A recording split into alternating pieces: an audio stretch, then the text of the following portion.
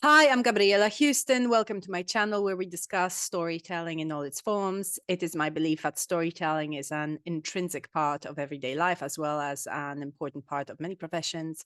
On the show, I talk to writers, artists, journalists, researchers, and more about how they use storytelling in their jobs and life. Every week there's something different, so click like and subscribe for more. It really helps the channel. So today's guest is Laura Pearson. She's the author of issues-based women's fiction. She founded the Bookload on Facebook and has had several pieces published in The Guardian and Telegraph. And she is the author of 4 novels, 4 published novels, I should say. Her latest, The Last List of Mabel Beaumont, is a Kindle #1 bestseller. She also has several upcoming books from her publisher Boldwood, including the most sort of the one that's coming out the soonest is The Day Shelley Woodhouse Woke Up. Thank you so much for coming, Laura. I'm so excited to have you on the show. Thank you for inviting me. So before we sort of dive into the last list of Mabel Beaumont, I would like to sort of just ask you about your road to publication, because I know we'll be talking a lot about how this book is about sort of second chances and third chances and reinventing yourself. And your road to publication wasn't super straightforward. So can you tell us a little bit about that? Yeah, of course. It was definitely rocky and long. So I did an MA in creative writing when I was 24 in 2004. And I then went away from it and thought, right, need to write a novel. And then it took me another 6 years to write a novel because I was working full time and, in my 20s and had a lot of stuff to do. So it wasn't until I was 30 that I finished my first novel, which ended up being published as my second novel. It's called Nobody's Wife. And I got an agent after a lot of rejection. I got an agent, but she thought that book needed a lot of work. And so she actually signed me on the strength of my idea for my second book, which is the one that became my debut, Missing Pieces. So I wrote that. She did a small submission with it and it didn't sell. And then we parted ways because she actually left the agenting industry. So I was kind of stranded a bit without an agent for a while. And then for a long time, I thought that there were only 2 options for publication, and one was self-publication and the other was publishing with getting an agent and publishing with a big publishing house. And I didn't realize, and I think maybe a lot of people don't realize, that there's this kind of in between where you can approach some smaller publishers directly without an agent. So when I realized that, I sent Missing Pieces to a few small publishers, and I was picked up by Agora Books, and they did a 3-book deal with me. So Missing Pieces was first, and then Nobody's Wife, which had been the one I'd written first, and then I Wanted You to Know. So we published those in 2018 and 2019. And then I had a few years. So at that point, I thought, I'm in this world now. I've kind of managed it. But then I had a few years in the wilderness where I was writing books and couldn't get a publisher for them.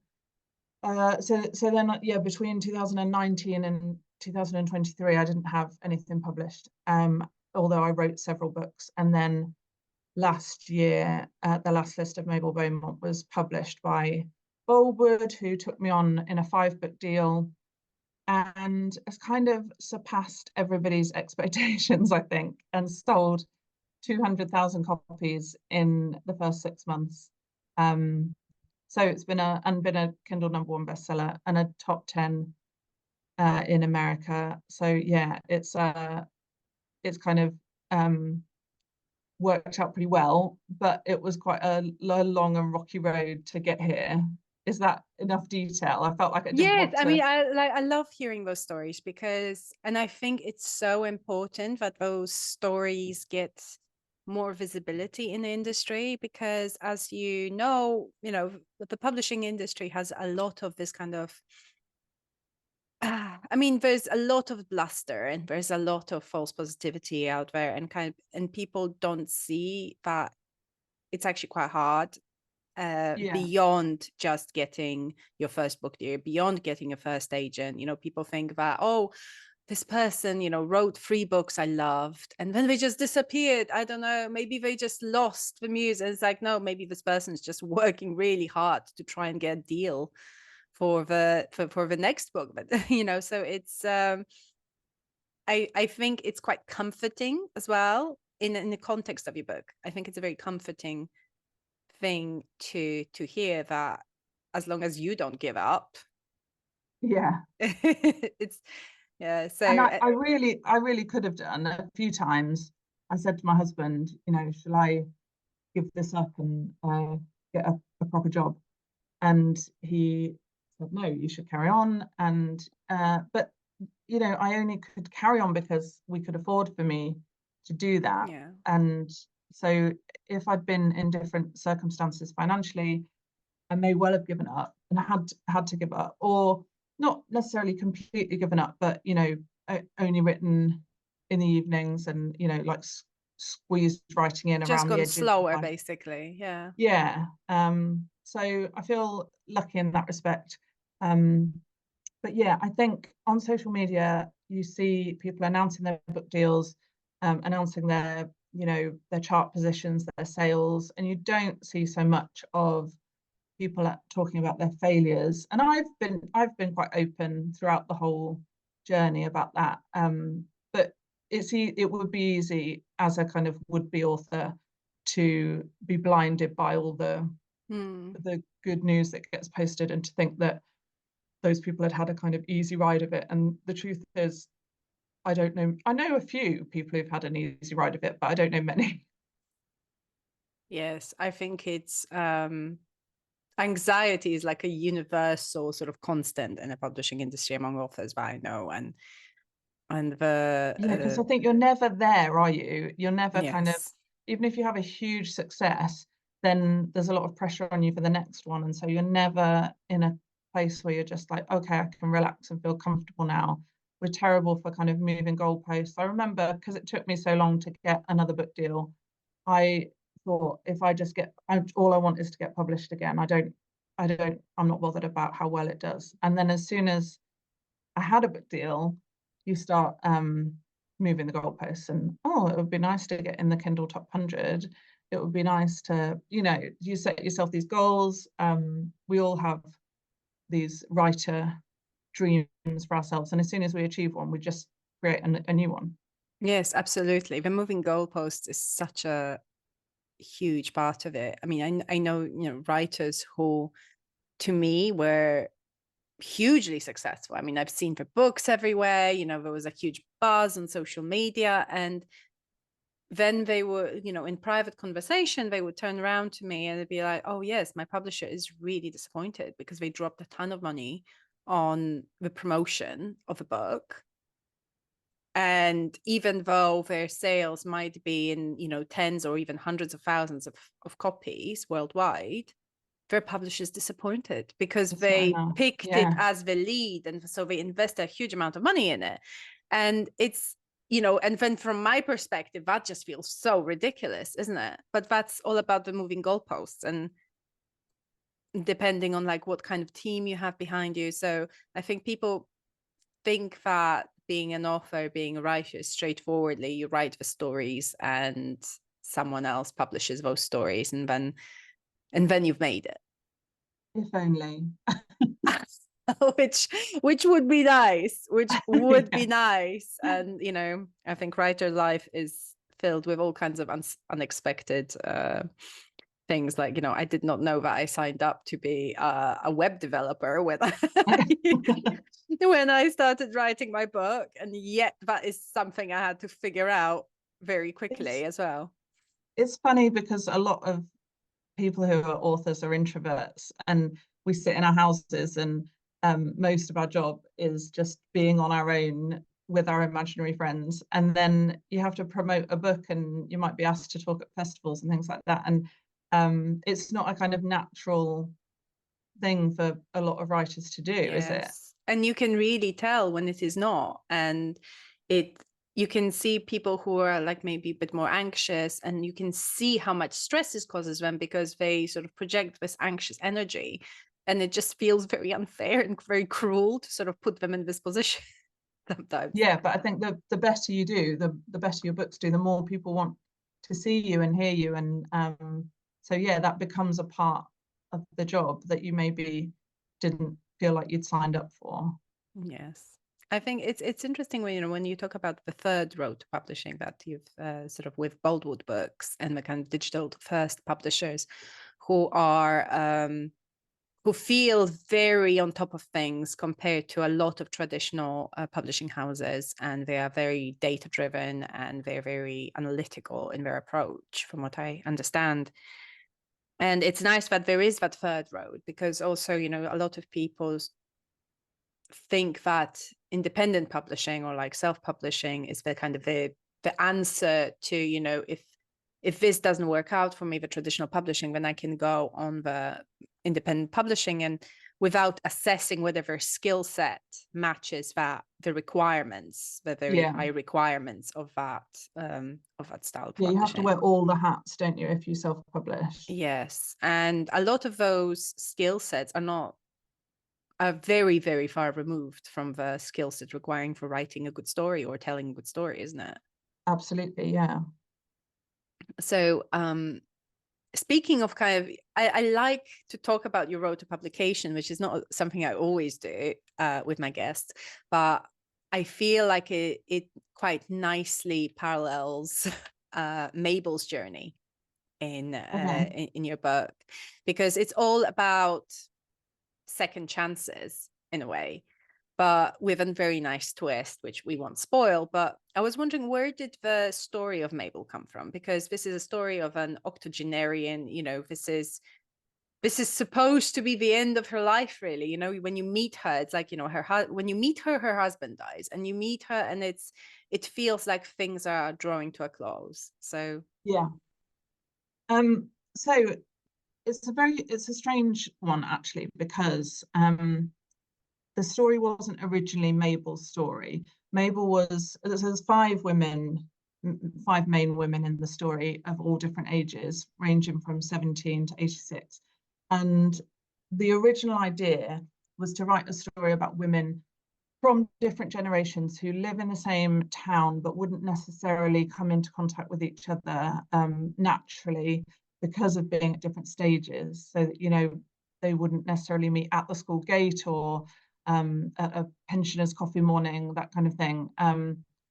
Because I think people from different generations have a lot to offer one another, a lot to teach one another. And like, I was just very interested in, I am a mum of youngish children, but when they were younger, I felt very overwhelmed. But then I know there's people who are older and feel, lonely, or they've got empty nest, and they would potentially love to have children around or help out with children. So I feel like people have got the things that each other need, but those people don't necessarily connect. I mean, you could even have somebody next door to you who was lonely, and you're next door, like, too busy and overwhelmed, and you just don't connect with one another in that way.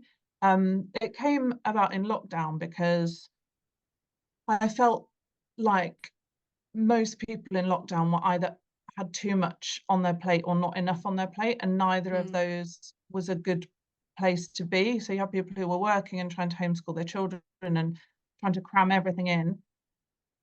And then you had people who might have been furloughed, or they might be retired, and maybe they would normally help out with grandchildren, but they couldn't.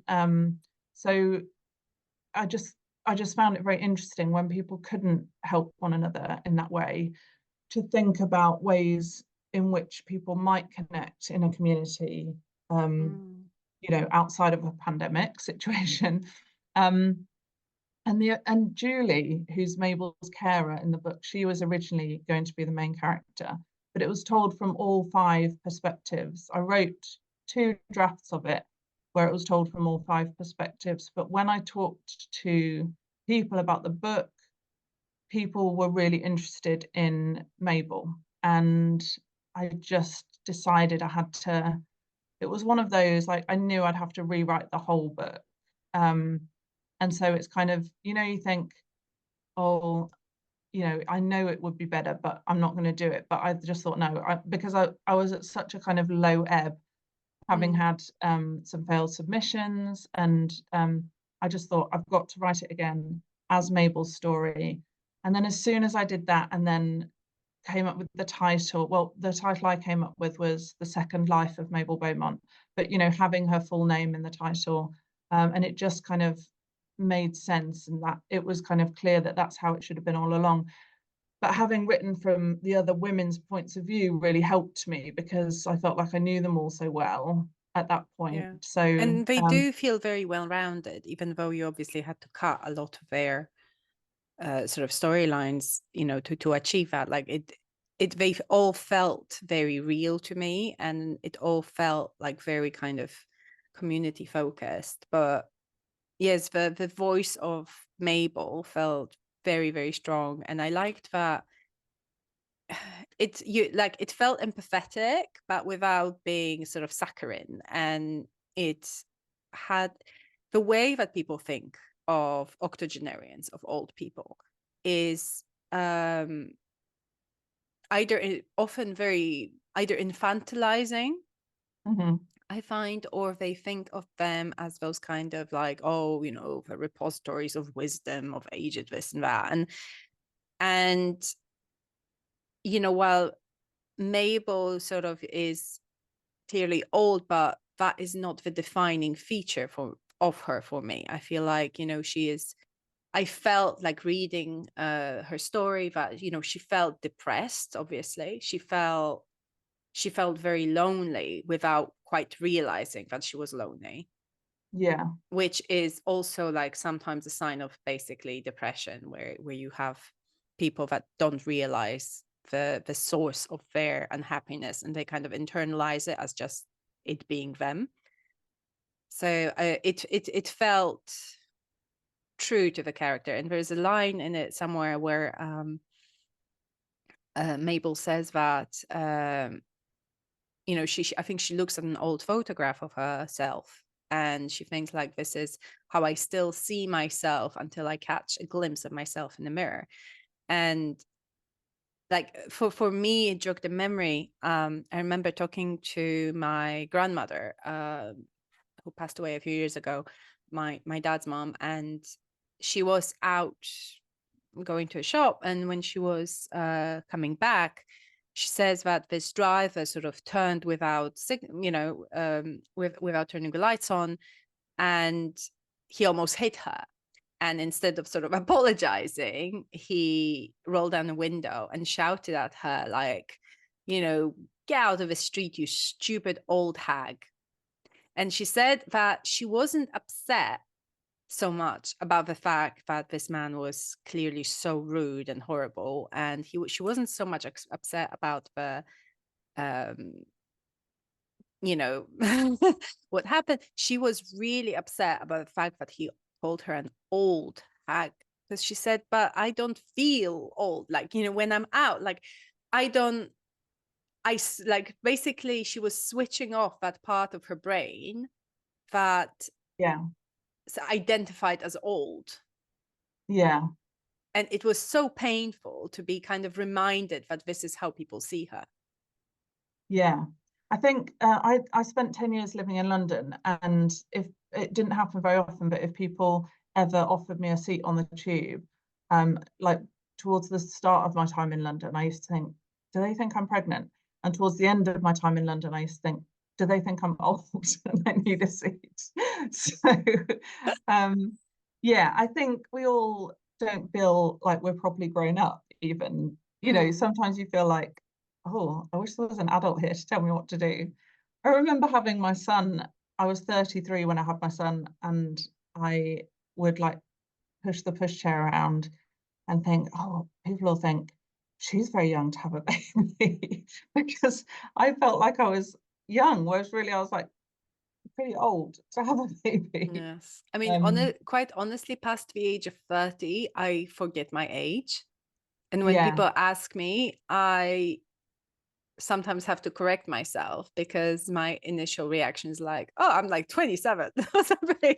And then I'm like, oh, that hasn't been correct in quite a while. And it's yes, it's like you're holding up like a prop version of yourself, of this kind of mature, like, oh, I'm this, mature middle-aged woman with kids that has a lot of answers, and you sort of you have to project a certain level of competence. confidence of competence, yes. Yeah. And then behind it you're just feeling all anxious and wondering, like, I don't know how to do any of this. And it's I think I always know how old I am because I was born in 1980. So it's like, I'm always like it's 23, 24 now, and I'm going to be 44. So it's just easy to keep track of. But my husband never knows how old he is. He always has to work it out. but surely 1980s were 20 years ago. Yeah, well, So, yeah, that is the other problem. I mean, you have to remember the decade, but I at least know from the year, like the exact age I'm going to be. yes, it's yeah. But I think that there's this, I think Mabel at the beginning of the book is, it feels like someone who is trying very hard to present to herself this kind of understanding of her situation. Um, she is in a very long-term marriage that, at first appears quite happy. It appears fairly distant, I suppose, but not to an extreme degree. There's like a warmth in there. There's a sort of familiarity. It's something like that. Relationship seems like something that a lot of people kind of expect of octogenarians, I think. Fairly, unfairly, I feel. Sort of just expecting it to be this, just a friendship Right. thing. And obviously later on in the book we kind of explore a bit more of that. But I was thinking about the types of love that are represented in books, and especially in books with older protagonists. Like, what did you think about that when you were sort of crafting that marriage and crafting that relationship? Um, I think I wanted to explore different kinds of love and how there can be, um, you can have a marriage that isn't passionate, that's maybe lacking in romantic love, but that is still a valuable, precious thing.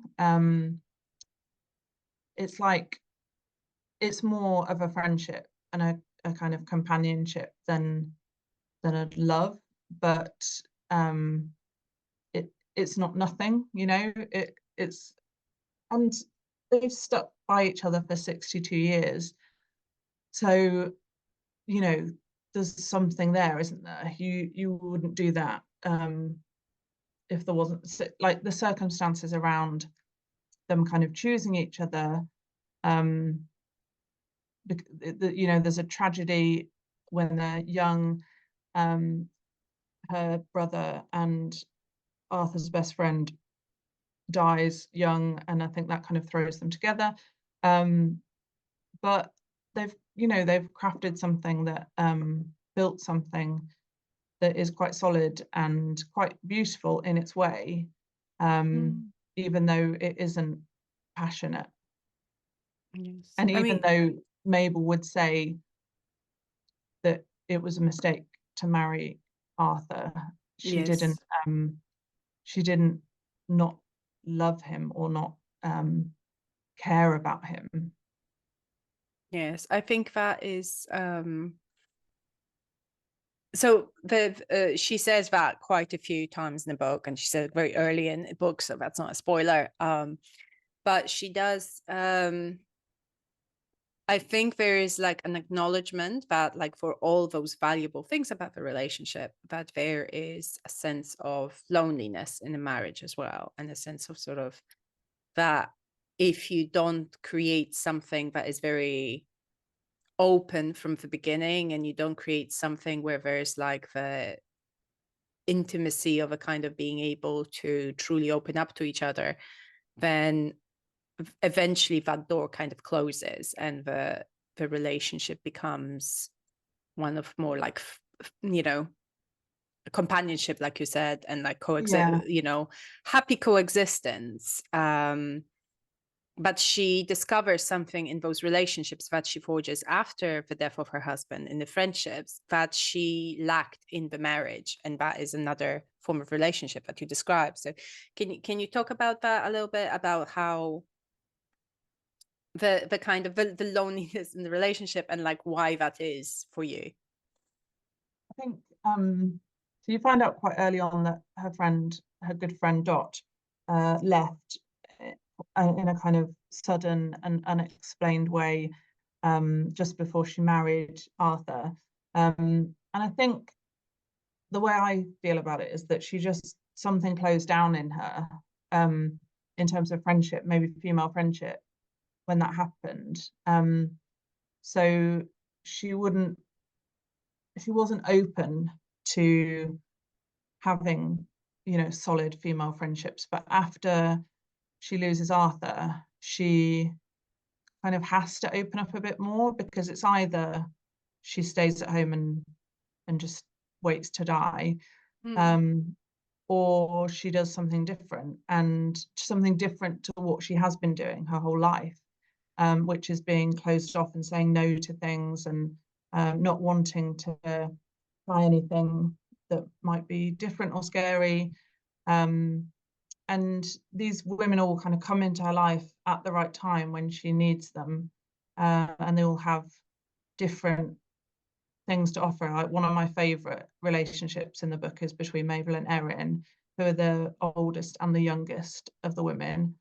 And she's kind of ends up in a kind of motherly or grandmotherly relationship with Erin, because I also wanted to explore how there's different ways of mothering, and Mabel isn't a mother, but she can still have those instincts and that kind of relationship with somebody.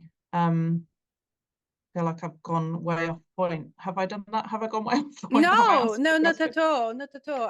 This is about, the different relationships that she manages to forge with her friends, that she maybe didn't manage to create I with think, her husband. yeah, and I think Arthur's death frees something in her, because quite soon after he dies, she decides she wants to look for Dot, who she'd lost, and maybe subconsciously, I mean, Arthur didn't ever kind of forbid her from looking for Dot, but she knew that he didn't want her to, and she's kind of freed up in that sense by his death, and able to go on that journey. And the women that she meets and has met all kind of help her on that, because it's a journey she doesn't really know where to start or what to do for the search. And so they all play an important role in that, and she has that support. So yeah, she's finding things in these relationships that she didn't have in her marriage, and I think she isn't able to do those things and find those things while Arthur's around, and then after he's died she is able to.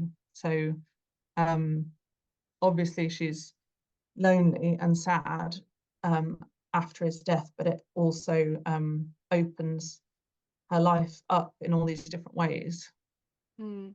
It's like when you said about the marriage, it's like it's not nothing. It's like 62 years with somebody, and something kind of propelled them onwards. And I was thinking, actually, in the context of that, how a lot of people seem to fall into a rhythm in their lives when they appear to be propelled by nothing but inertia in their relationships, in their careers, when sort of they have a, maybe it's fear, maybe it's wanting to kind of conform to society's expectations, and they just stay, and they're not happy, they're not particularly unhappy, but they just kind of stay, and they need something very drastic to come out of. Sorry, Gabriela, I've got my son at the door. Oh, okay. All right, Can I just... I'll edit it out, don't worry about it. Okay, let me just check. What do you want? Oh, okay. Right. Wants to know if he can get porridge. Oh, okay. Yeah, I'm just writing how many minutes we're into. I did that out. Sorry. No worries at all. I could hear him coming down the stairs, and I thought, oh no, I don't want to interrupt you. Okay, so hold on, like 1, 2, 3, and really we're gonna yes. So do you feel like Mabel suffers from that kind of inertia to an extent, or is it something Yeah, else? possibly. It's sometimes easier to do nothing, isn't it, than to break out, to do, even if you know that something's not working, it's easier to kind of not rock the boat and keep things as they are. So yeah, maybe there's an element of that. Because I definitely feel for Arthur, who is reasonably happy, but misses something as well in his life. He definitely does have that part of him that he feels is like unfulfilled, and we see that like inertia did not get him his second chance at life, and basically, No. so while there's this, like, the whole book is very hopeful, and we see that kind of new beginning for Mabel, and we see her reinvent herself. I think I like the fact that there is a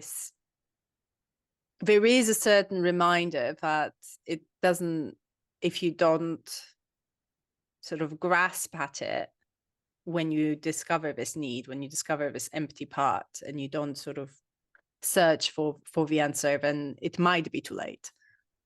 Yeah, I think Arthur made a promise to look after Mabel after her brother died, and he takes that so seriously, and also he just adores her, and even though they don't have this passionate relationship, and they don't have children, which is something he would have wanted, I think he still feels like it's enough what they have. So I feel like it's slightly different for him than for her, but there are reviewers who really dislike Mabel for letting Arthur waste his life with her when she didn't truly love him. There've been people who've been quite angry about that. Which is, I mean, I felt like, the book doesn't have to agree with, you're like the main characters, are not supposed to be perfect, but they're supposed to feel real, and Mabel does feel real. I've definitely met people like that. I think most people have, who. Oh, good. That's good. So if, it's, as long as it feels true, I have no expectations of loving any particular characters. And even in the book, when she sort of, without giving too much away, she tries to interfere with good intentions, but in a way that if you were to post that on for the analysis of Reddit communities or social media communities, she would have gotten absolutely torched for that. Yeah. I think she's quite naive in terms of friendships, and so she just kind of wades in and meddles, and it doesn't always go well, but like you say, she's kind of always well intentioned. There's never any kind of malice or ill will for anybody there. So yeah, she gets things wrong, but the people involved allow her to apologize for that and like right her mistakes and that kind of thing, which I guess is what you do when you really care about somebody. You sort of You listen and you look for the reasons as well as the action yeah itself. So that part actually, the part about the friendships felt utopian is the wrong word, because I don't mean to say it's unrealistic. I mean, it's in a way it's like hopeful, or like the kind of, we could think about designing our societies a little bit, our communities a little bit differently. And what you said about the lockdowns, and how some people had too much on their plate, some people had too little on their plate, and that is a case every day in society. And because our communities have grown so big, they no longer deserve a name community, really. And there have been some attempts, like low sort of small scale attempts at creating those kind of communities with very big communal areas rather than private gardens, and with very mixed ages of people living in the community. So you would have older people who would, were happy to be surrounded by, like, young families, and that's what society used to be like, I feel. yeah. And I think a lot of people don't live near their parents necessarily anymore, and it makes it very hard when you have young children if you don't have family nearby. So it is nice for people to be able to kind of fulfill those types of role, like, grandparenting, even if it's with people who aren't their flesh and blood, for people to kind of create those bonds. You hear, don't you, about people taking very young children into nursing homes, care homes, and that kind of thing. I think mixing with people of different ages is yes, a positive thing, because we can learn from people older than us, about things that they've experienced and lived through that we haven't. And obviously there's things that younger people can teach older people as well, technology, that kind of thing. So yes. yeah, And young people keep you young, which is something that I had this very dear friend. She sadly passed away in 2019, but she was in her early 90s. But I've known, she used to be my mother's high school teacher, and that's how I knew her, because they kept a relationship, and I had grown very close to her. And she was saying very often that she sees the huge difference between her friends who used to be teachers as herself, and her friends who had nothing to do with children, and teenagers in their professional careers, because she said that the latter, this was her opinion, but like the latter aged much more rapidly to her in mentally. that's really interesting. So so she always sort of maintained that being around young people, and who are bursting with all this energy and new ideas and hopefulness, really keeps you grounded and energizes you. And it's definitely the case for Mabel, wouldn't you say? Yeah, definitely. Yeah, I mean, it's like she becomes younger as the book goes on. Yes, and because we do meet her, and it feels like the end. And Yeah, and I think that's how she feels, that like, okay, I'm done, like everything that's happened, and any interesting thing that's going to happen to me has already happened.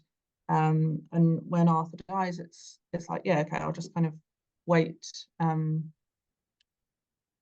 but you know, and just kind of she quite likes picking over old memories, and you know, that is the plan, is just to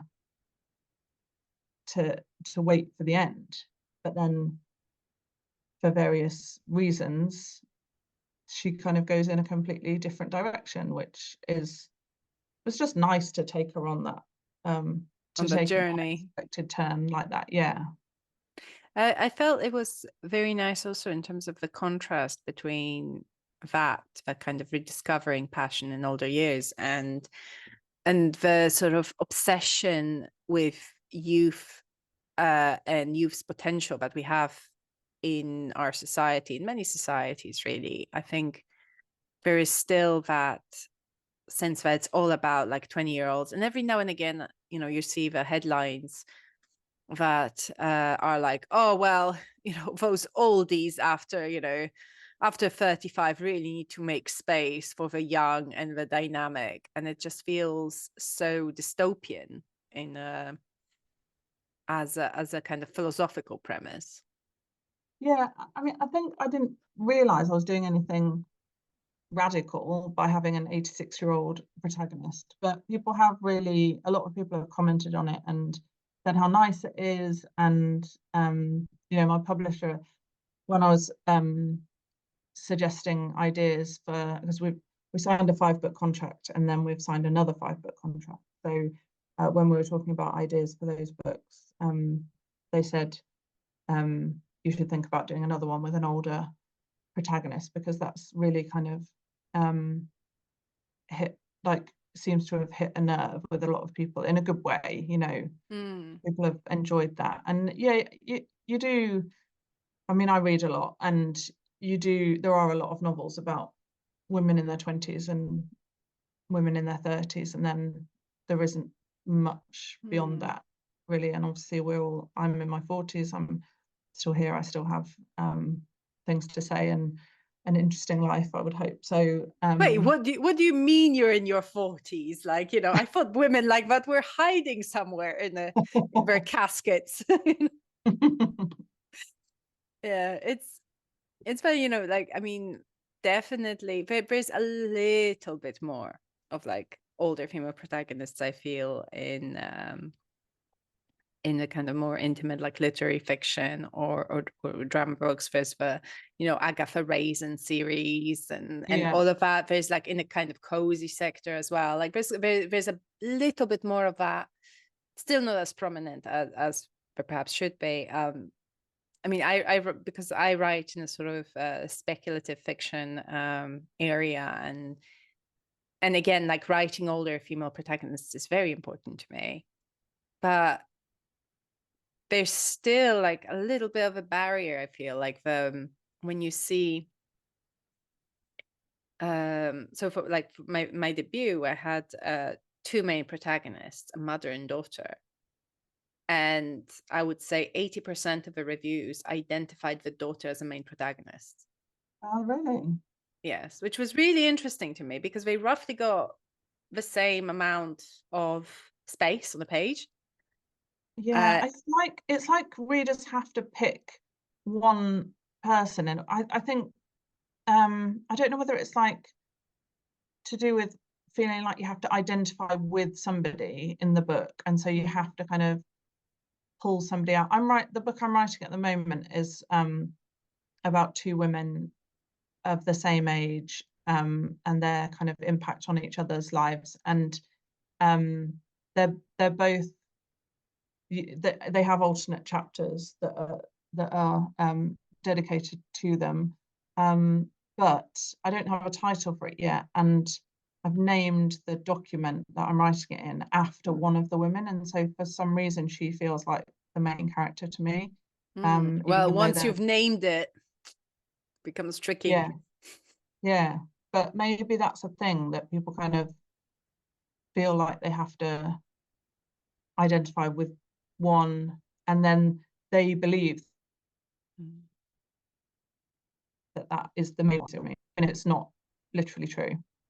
Yes, I think there is an interesting I don't want to say pressure, but it's an interesting sort of tendency a lot of readers have to feel like they need to identify with a character, which is maybe why, Maple was getting all this unwarranted criticism um, for not being a particularly nice character, is because people feel like, well, she's the main character, so I don't want to identify with all the bad stuff. I want a Mm. protagonist that is more clear cut in their goodness.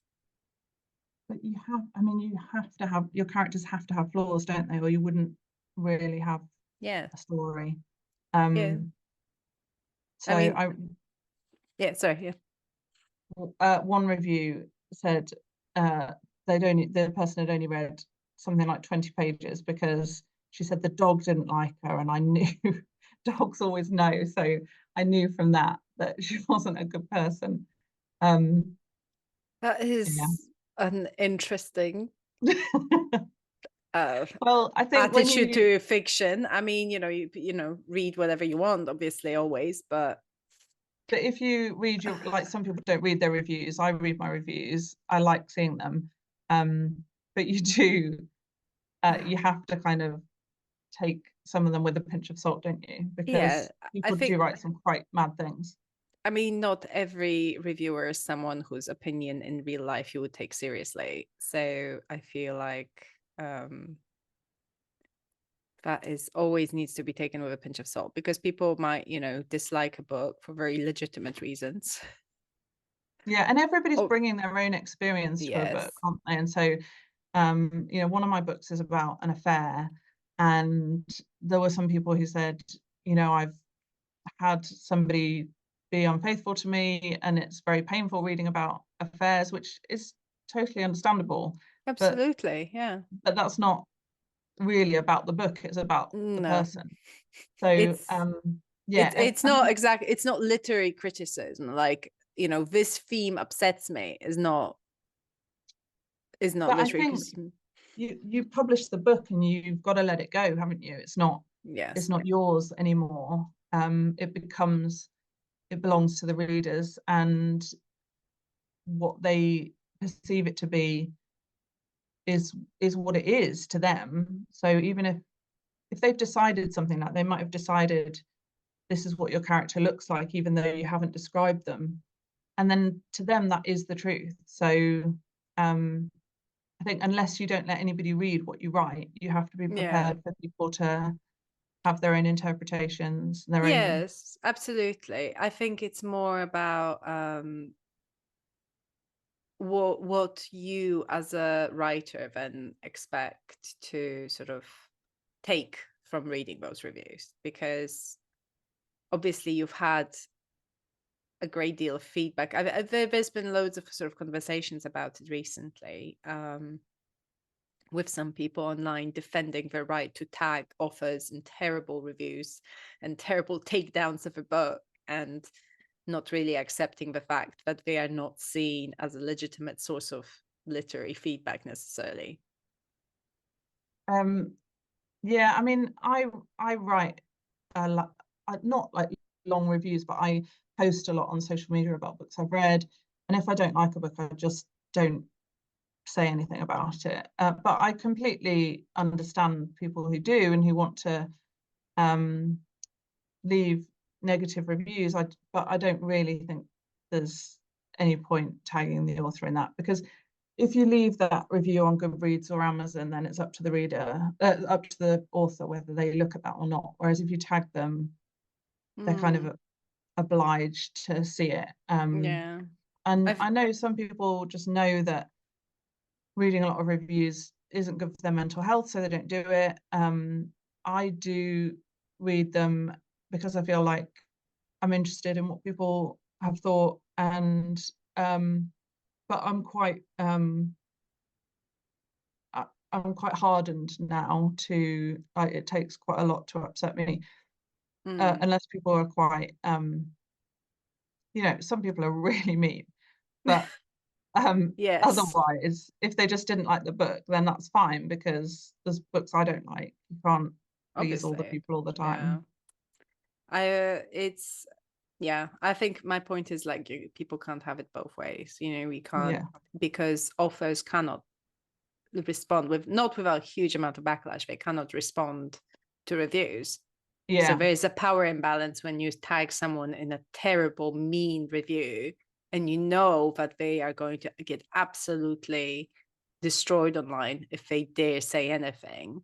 yeah. So you just want them to sort of see it and sit in It's really it. frustrating when you get a review that says you got something wrong and you know you didn't get it wrong. But yeah, you Yes. can't, there's nothing you can do. So you just have to live with it.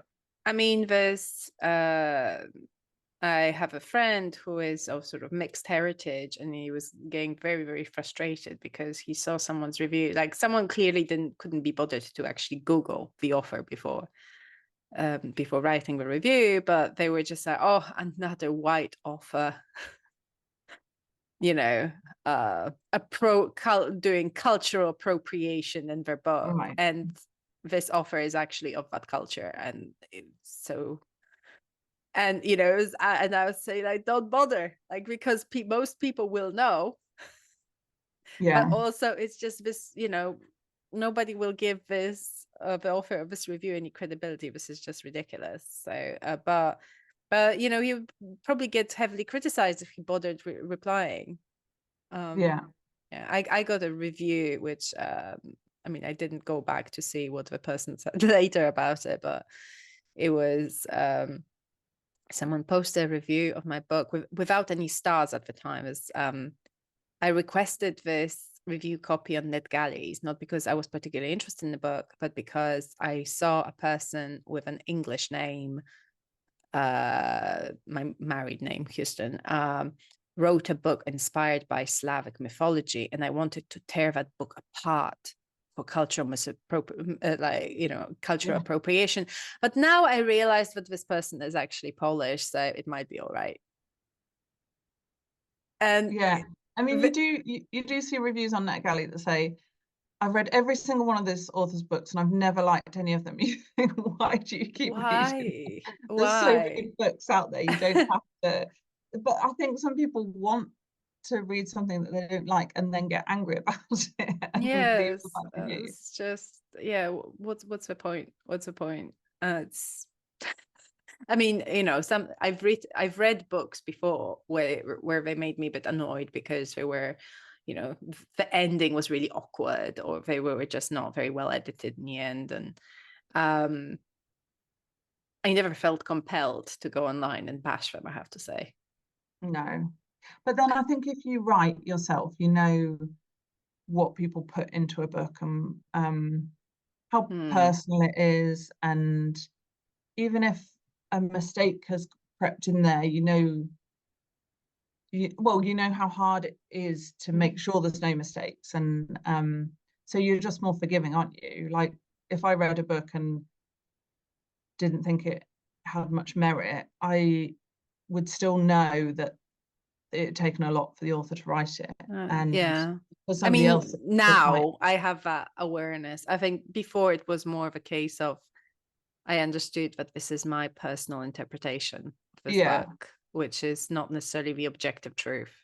yeah, but people like everybody's got their own little platform with social media to kind of talk about their own opinions, and it gives people this it's like it gives people permission to feel that their opinion is something everybody should hear. um yeah, it's a funny one, but Yeah. this is where we are in the world. And I actually have to say that what I really liked about Mabel is how she was changing her point of view throughout the book. That it wasn't that she made mistakes and she owned them, which is a very rare quality at any age, I feel. Um, and Yeah, I think like she's still learning, isn't she? And it's a positive thing to acknowledge that you still have stuff to learn, and you're not a kind of finished um person. You're just like right up until your death, you're like still growing as a person into the person you're going to be. Although when with a person in question is an octogenarian, there's a certain poignancy and sadness in there too. In that, I feel like, the discovering oneself at the end of one's life journey, really, or Yeah, very near the end of one's life journey. There's a hopefulness in it, but also, we're not likely to see a sequel to Mabel's story. no. Although I'm quite tempted to write a sequel. And now Um, I said it's a challenge. yeah, yeah, yeah. I did say to my husband I said to him at one point, if I wrote a sequel to Mabel, I think she'd have to die in the sequel. And I think a lot of people would really hate me if I did that. Um, but people have said they want to know more about what happens obviously after the Hmm. end, with Mabel and Dot, and what has happened to Dot, you know, for all the years that she wasn't in Mabel's life. But yeah, I see what you're saying. Like, it's hard to write a sequel when your protagonist is nearing the end of her life. Yeah, by anybody's expectations. Hmm. Although, you have created like a very beautiful book out of a very small story, and it's very I mean, it's not a small, it's a lot someone's life, so it's big in that sense. But you don't have gang members sort of fighting in the background. You don't have like the the Great War sort of threatening to engulf the Mabel's little town. And there's Mabel's life is quite small, and while she expands it, it's still limited by her setting, which felt very real and it felt very intimate.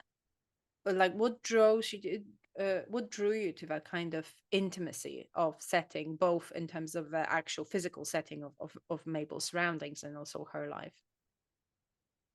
I think that's just the kind of story I write. Quite quiet, um, stories like that look quite with quite a lot of focus at an ordinary person, um, and the things that may happen to them in their life. I think all of my books are those kind of smallish, um, narrow focus type of stories. Intimate.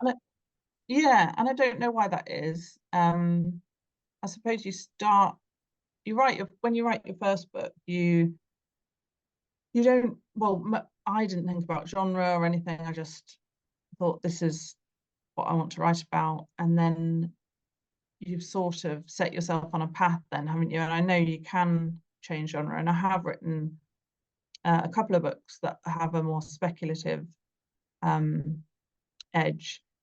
But the ones, the kind of issues driven women's fiction books, which all the ones that have come out so far would kind of fall into that.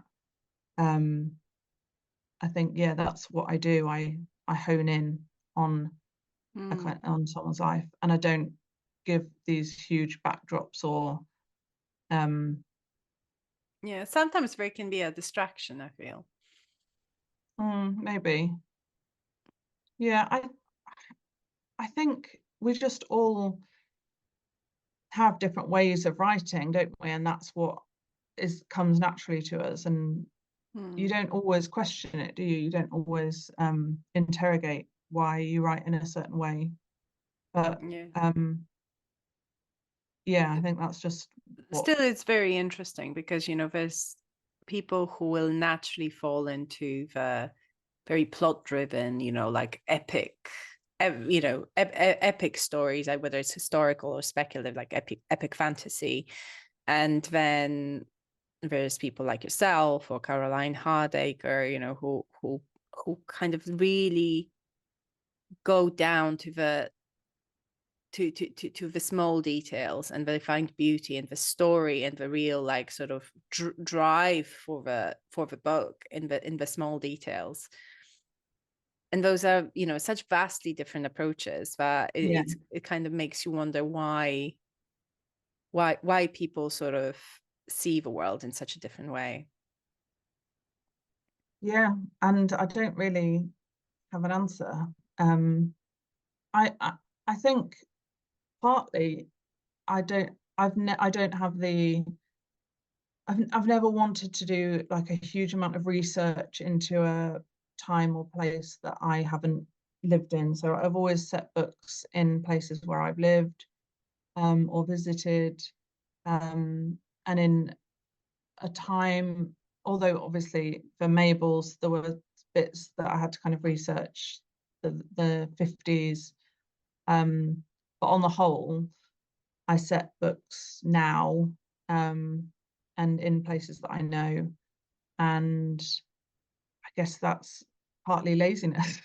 It's just I don't feel it's laziness. I feel it's like, again, the intimacy of surroundings, and that's what makes your books such a like comforting read, I think. That's why, because it's just kind of the comfort of a familiar. A friend of mine once said that she likes the kind of songs that she's already heard. right.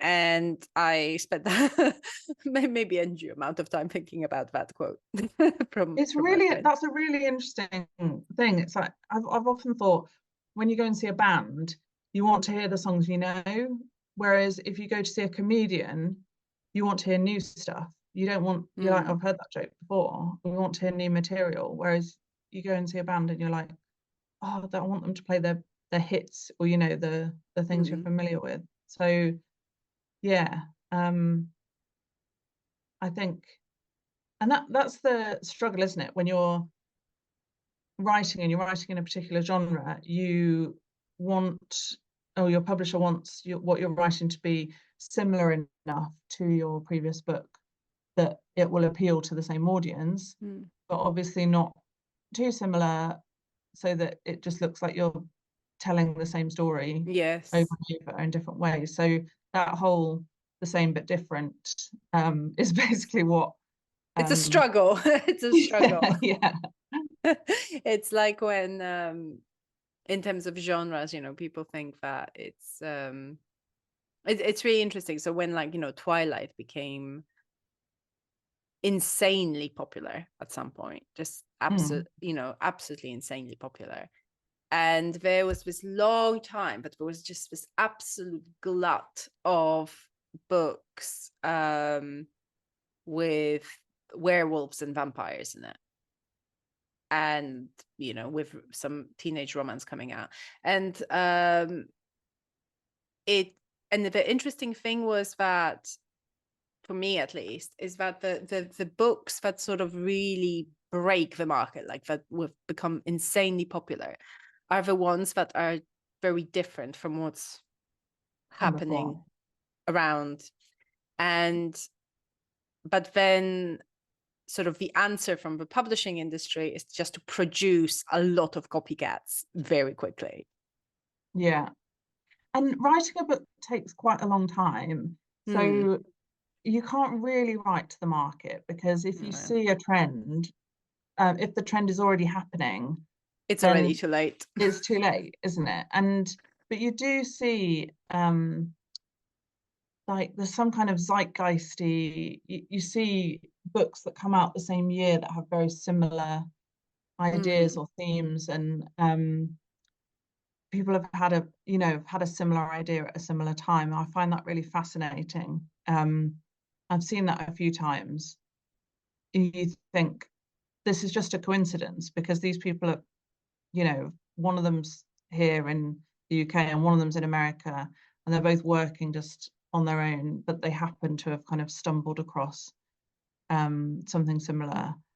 And yeah, but I think although digital first publishers work so nimbly and so fast, that I suppose there's But it is more. technically possible as long as the authors can produce that work that quickly, Yeah, which but is not traditional easy. publishing, you spot a trend, you write a book, and then 2 years Yeah, later trend's gone. So absolutely. you kind of, you can't, I think you could drive yourself mad trying to predict what's going to be big in 2 years' time. Absolutely. You really have to just write what you feel compelled to write, the stories that mean something to you, and then hope that there's a market for them.